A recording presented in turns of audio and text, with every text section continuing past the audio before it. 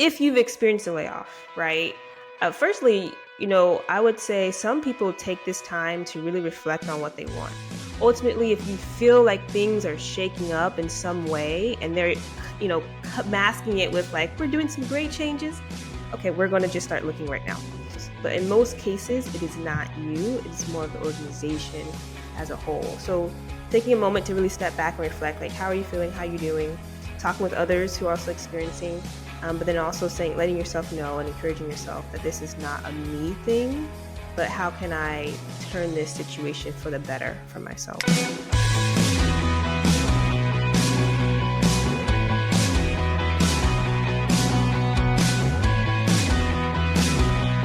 All right, welcome back to this episode of the How to Get a Job podcast. And today we're going to be talking about how to bounce back if you've been laid off, right? And if you haven't been laid off, it's still maybe a really good episode to listen. But if you have in the recent couple of years, and you live in this corporate America world where layoffs actually are more common than not, this is going to be a really great episode to talk about how to bounce back and how to, deal with this roller coaster of emotions that you've probably have felt or you're feeling now. And to talk about this important topic, I have an amazing guest. I have Leandria Devis.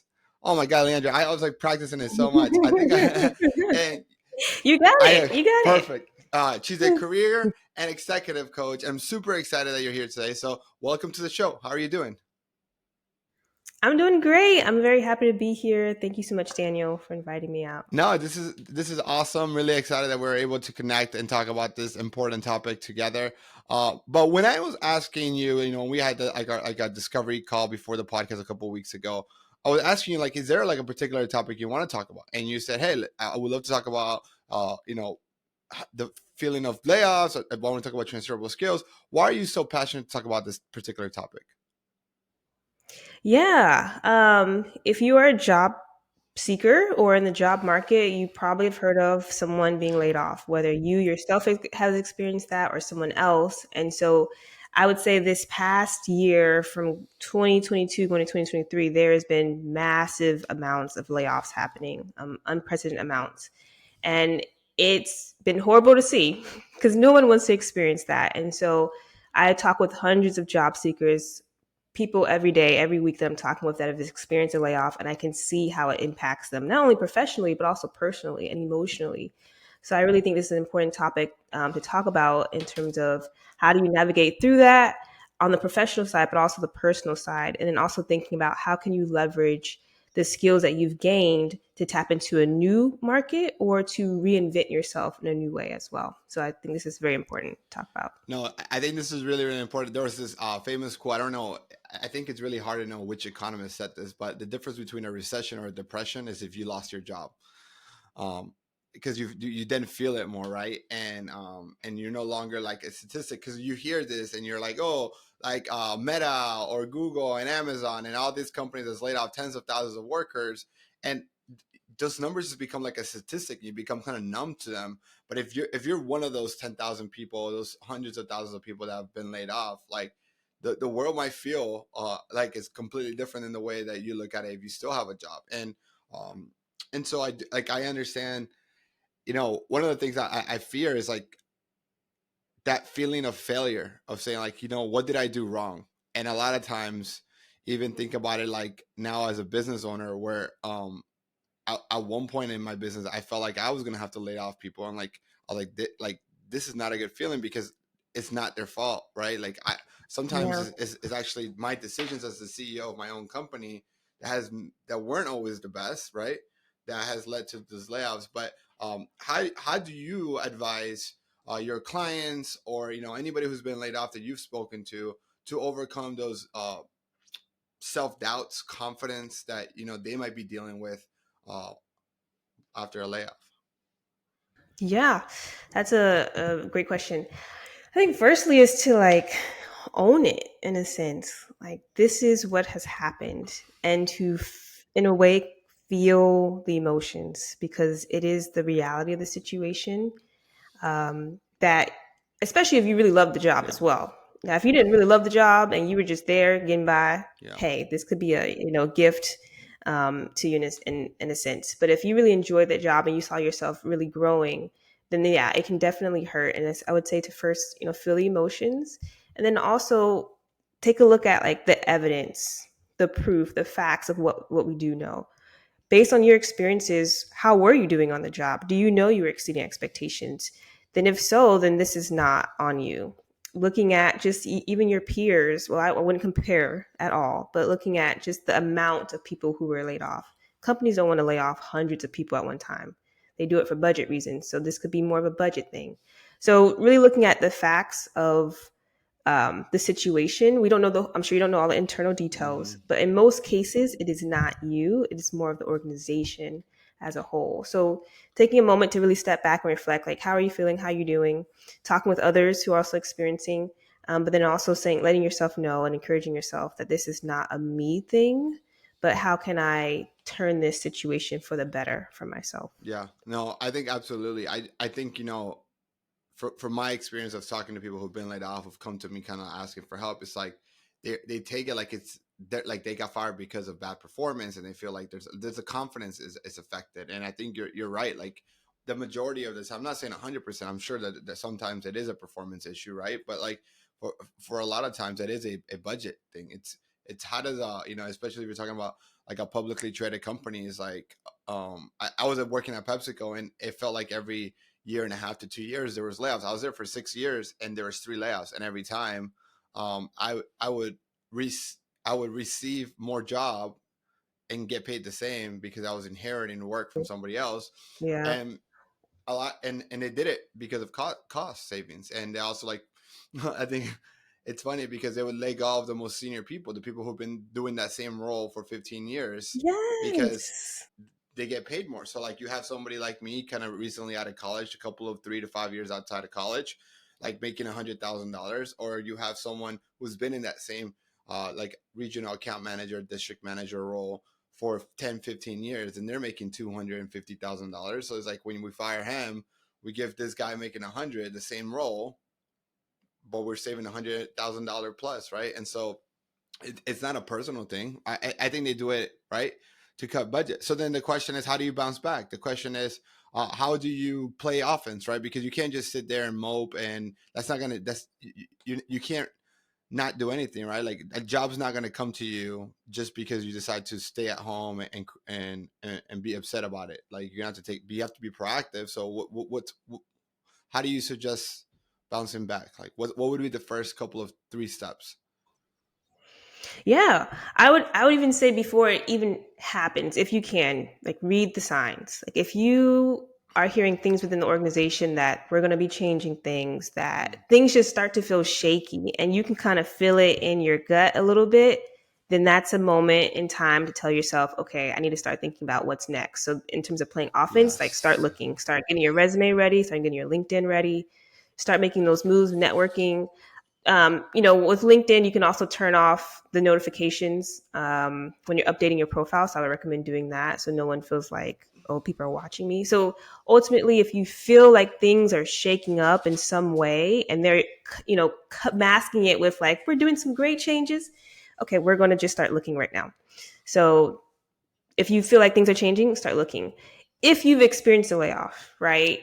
Firstly, I would say some people take this time to really reflect on what they want. Yeah. So if you have the means to take a breather from the work life, from the 9 to 5 or whatever hours you work, then I would do that if that is what you want. And if you have the means to do that. So I've met people who've taken 3 to 6 months off to really sit, reflect, and figure out what they want.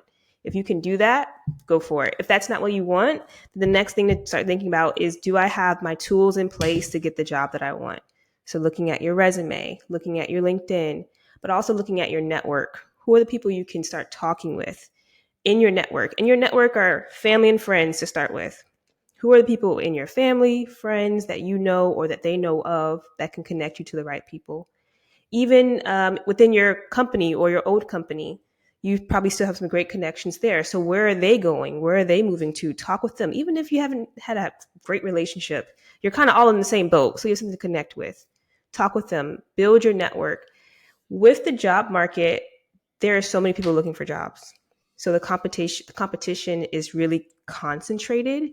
So when you're just trusting an application to pull you through to an interview, you're not going to get the results you're probably looking for. So really think about networking as well as part of these steps that you're taking. So just in summary, one, if you feel like things are shaking up, start looking now, getting your tools ready. Two, if it's already happened, start looking at your tools, resume, LinkedIn, and getting that revised. And then three, networking. Yeah. Like Really start networking and build that network. so many things that you're sharing there are so crucial, and like to even share more, like I think my perspective on like some tactical ways to identify when layoffs are coming. One, a lot of times the rumors are there months before it happens, because even the people like higher up who are involved in those decisions, like generally what happens is these companies bring a consulting agency like a McKinsey, or Boston Consulting, to help them like have a third party way of what departments, what layers to cut. And even though the senior executives are meant to sign like non-disclosures and stuff, there's still rumors still trickle down. It's just human behavior, like, right, like people start saying, no, don't tell anybody, like, so I think that's one way, just to hear the rumors, where there is smoke there is fire. I think a second really thing is look at the science. If it's a publicly traded company, if you haven't done this already, I would encourage you to buy at least one share of stock of the company that you work for, because then now you're a shareholder and you're able to attend the quarterly shareholder meetings, or not the shareholder meeting, which they do. You could, but I'm talking about more about that. Once a quarter, the CEOs and the executive team have to they speak to the analyst, right? And so and those analysts will drill them with questions about labor and cost, and they'll be like, hey, your labor cost is too high, or they'll be like, and so they actually share a lot of clues of what's happening in those calls.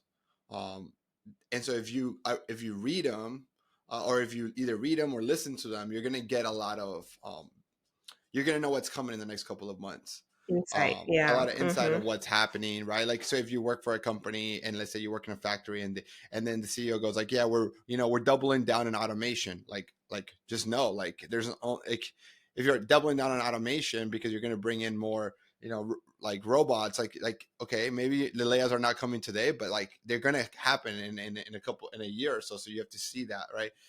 So I think those are really really good things. I also think I'm a firm believer that if you should build your brand on LinkedIn, and it's not about actively looking for a job. One, you can also say you're open to work and hide it from your company. There's a feature, right? That feature on LinkedIn, and hide it from and just only recruiters can see that you're open to work. So you can do that, right? Like shop the market, even if you don't have to accept it, but you should continue to have those conversations. And if anything, is going to either help you appreciate your job more or less, right? Like, because if you come in and you realize that you're being completely underpaid, then you should go to somewhere else if you feel like it's a good fit. So, I like with you're correct. Like, I think like your LinkedIn and always, whether there's layoffs coming or not, you should always have your LinkedIn updated. You should continue to be networking with people in your industry, whether it's because it leads to a job or is it just because it leads to professional relationships and those opportunities. So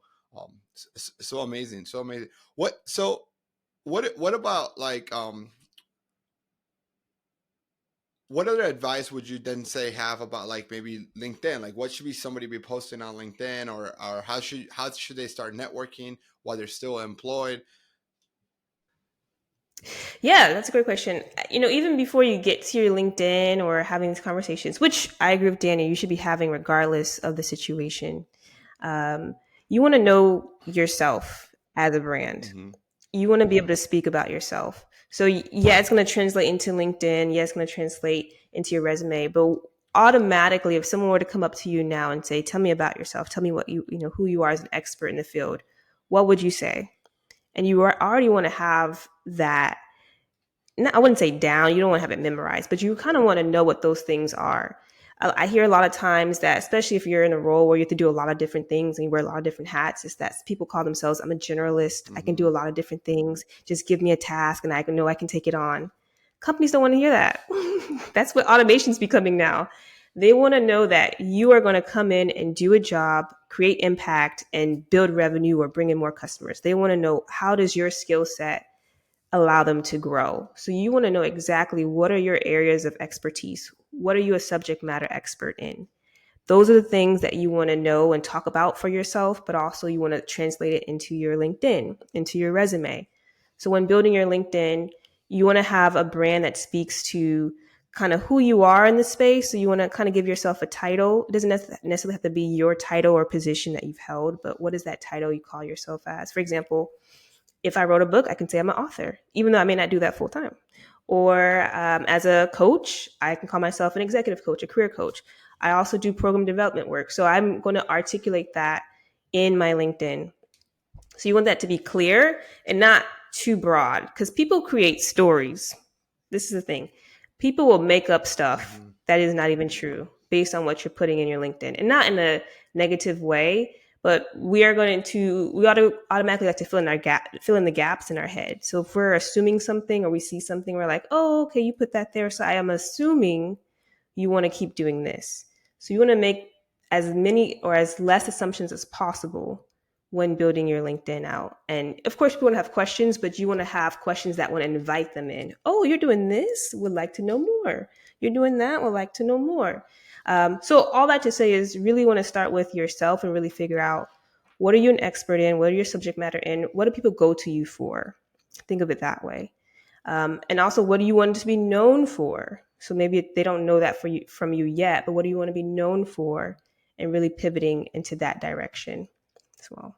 Yeah, one thing that you said there that really like it's so true is I see the same mistake of like a lot of individuals when they're looking for a job or when they're desperate for a job. They're like, "Oh, what are you looking for?" "Oh, I'm looking for anything. I just want a shot. I just want they're just like you think, right, that by being open to anything that's going to open more doors. The problem is that every company, regardless of its size, has limited resources. And because we have limited resources in an organization, we can't go and hire everybody. And so we're actually looking for specialists. And the bigger the company is, the more they're looking for specialists, right? If it's a startup of two people, then yes, being a journalist is fantastic because you're gonna have to wear multiple hats. But if you're talking about working for a company that has over 1,000 or hundreds of employees, or even tens of thousands or millions of employees, it's actually the quite opposite. Like they want more specialization, because you're not going to just be doing marketing, right? You're going to be doing email marketing, and you're not just going to be doing email marketing. You're going to be doing email marketing for a particular brand, and you're not just going to be doing email marketing for a particular brand.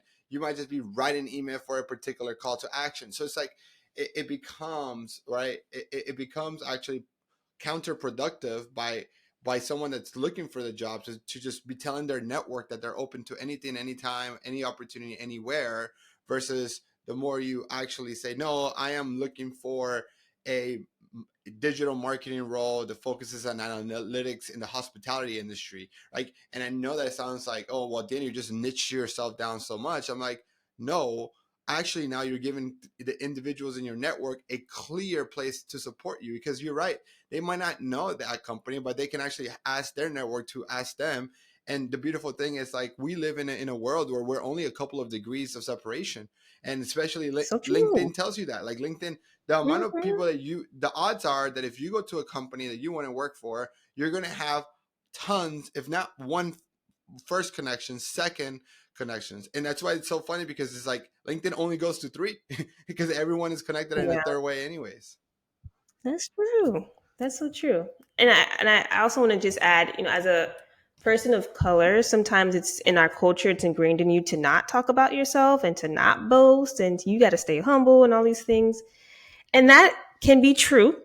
It is true for certain settings, but when it comes to really showcasing who you are, then there's kind of a switch you want to turn Mm-hmm. on. Not that you're changing anything, but you really do want to lean into, yes, I did that. And I did, some amazing things here, did amazing things there. And it's okay to talk about it. You don't necessarily talk about it like you're selling yourself or look at me, but more so really embracing the achievements you've probably created in your career and the amazing things that you've done at past companies, and sharing it in a very genuine and authentic way that aligns to just the work that you enjoy doing. So if you're one of those types, which is also, I'm one of those types too, where I don't really love talking about myself, there's moments where you can lean into that and it feels good too. Yeah. It does feel good. It's super interesting, right? Because you could just different studies will tell you different numbers, but like around 75 or 80% of people lie or exaggerate on their resume, right? And even for me as a former like hiring manager recruiter, even now as I continue to scale my team, we look at hundreds of applications every single month. And I understand and I know the odds are 8 out of 10 of them are lying or exaggerating on their resume. Now, what the reason why I'm saying is this is that most people who've been in a recruiting setting for a long time have that bias, and they're looking at a resume from that lens of odds are this is a lie. Because if this was so true, then why do we do interviews? Right? The reason why we're doing interviews is because is we're saying, oh, like, I want to double check that what you put here is true. And that what, so if not, like, I'm bringing you into interview to be like, oh, tell me more about the role that you did here, right? Tell me more about the 10 people you managed that you said you put on your resume, right? It's like you're double checking you because of that inherent bias that we have in those resumes. And so I'm not actually not. I'm not here to say that you should lie or exaggerate on your resume. All I am saying that because everyone does, when you don't even give yourself the credit that you deserve, right? If you are just downplaying yourself because you're just very humble, it's you create an even massive gap because you have this gap of people lying or exaggerating, and if you tell the truth, like maybe you're at the same stage or even a little bit below because they lie or exaggerate, but if you don't say anything because you're just trying to humbly be quiet about it, and then the gap becomes bigger and you're not getting a shot to the interview, right? So you're actually hurting yourself.